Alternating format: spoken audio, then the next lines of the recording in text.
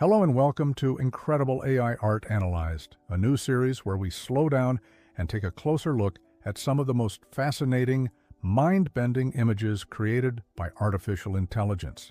In each episode, we'll break down 5 AI-generated artworks, not just to admire them, but to explore what makes them work, visually, emotionally, even philosophically.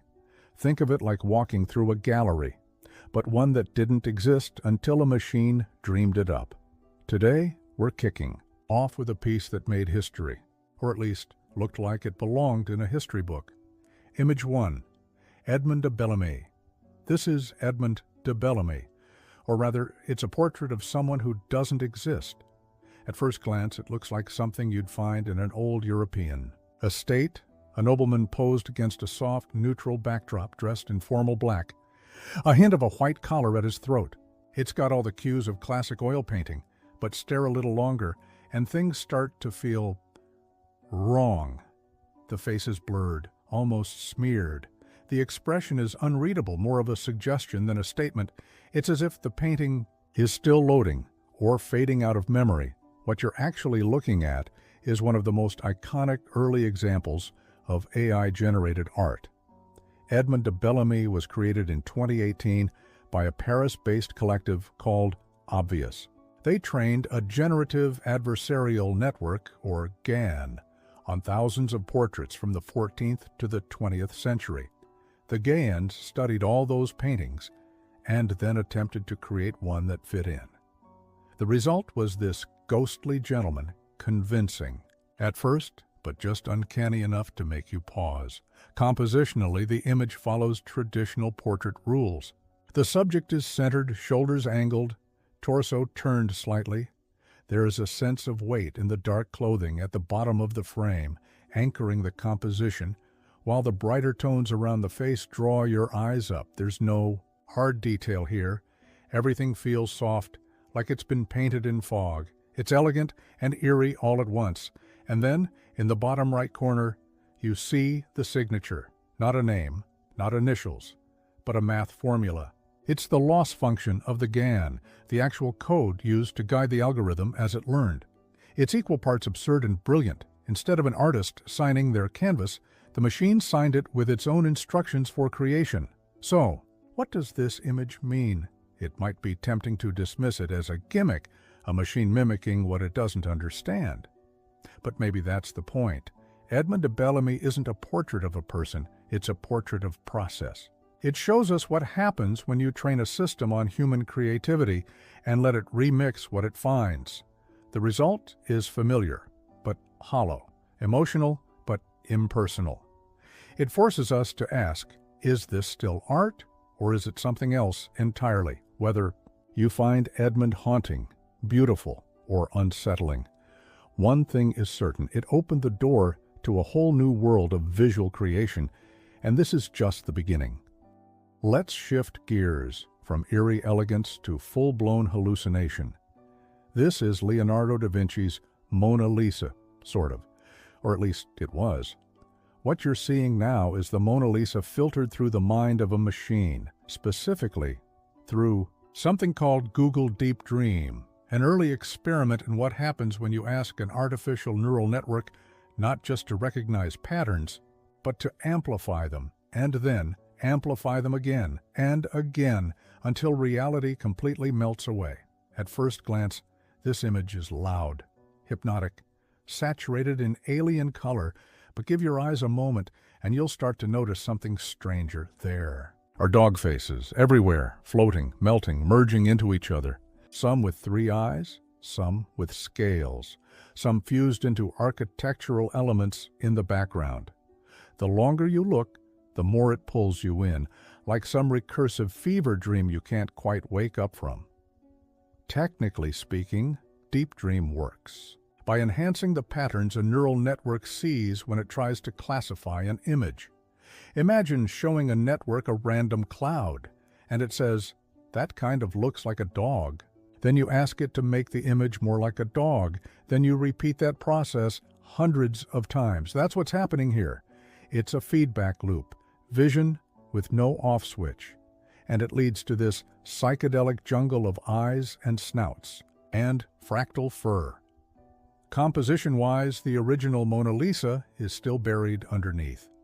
You can just barely trace her familiar pose, the triangle of her torso, the faint curve of a smile. But the machine has overrun it with its obsessions. The focal point, her face, is now overlaid with another dog-like face, bulging with iridescent textures.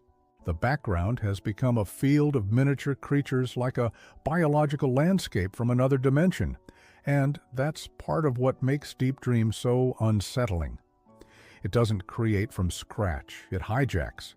It takes images we know and forces them into new impossible shapes.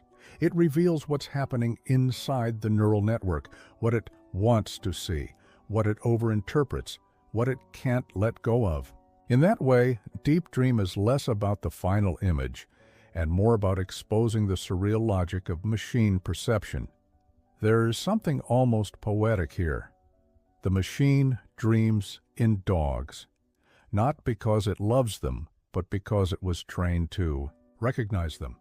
It's a kind of neural pareidolia, the way we see faces in clouds or animals in rock formations. Only here it's artificial, engineered, and turned up to 11. So what do we take away from this? Maybe it's a reminder that AI doesn't see the way we do. It doesn't understand the world. It processes it through layers of weighted guesses. DeepDream shows us the chaos that happens when a machine runs with those guesses, unfiltered. And in doing so, it offers a wild, sometimes hilarious, sometimes terrifying glimpse into what it means for a machine to imagine. One image was a ghostly nobleman. This one is a neon spiral of half-formed dogs. And yet, both ask the same thing. What happens when you teach a machine to mimic art and then let it go a little too far? And now we end with a painting that isn't just about AI art. It's about resurrecting the past through data.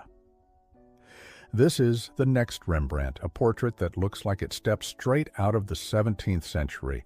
The lighting, the attire, the facial expression, it all feels unmistakably like Rembrandt van Rijn.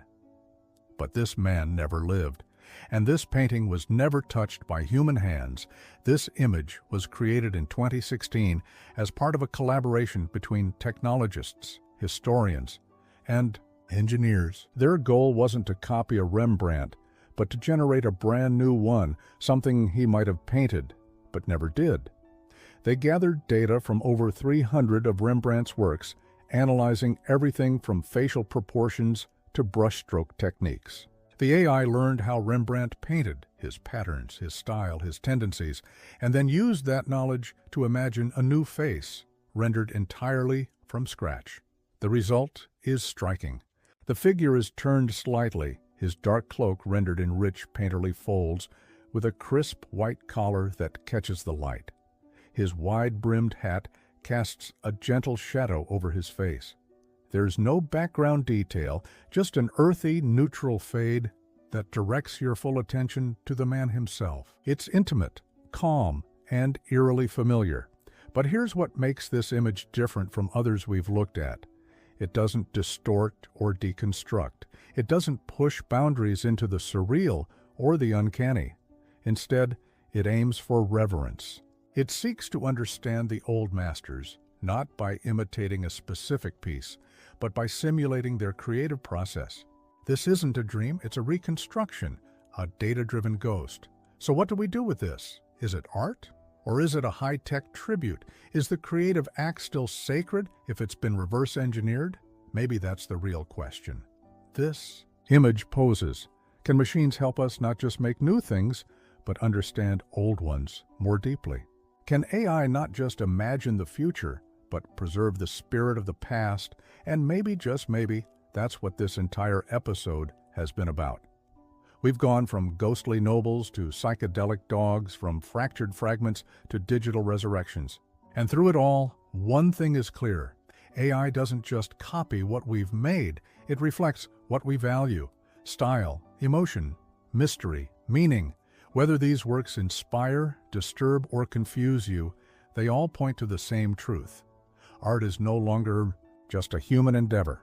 It's becoming a dialogue between people and machines, memory and invention, code and creativity.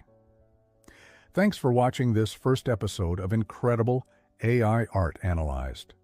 If you enjoyed diving deep into these images, don't forget to like, subscribe, and let us know which piece sparked your curiosity most.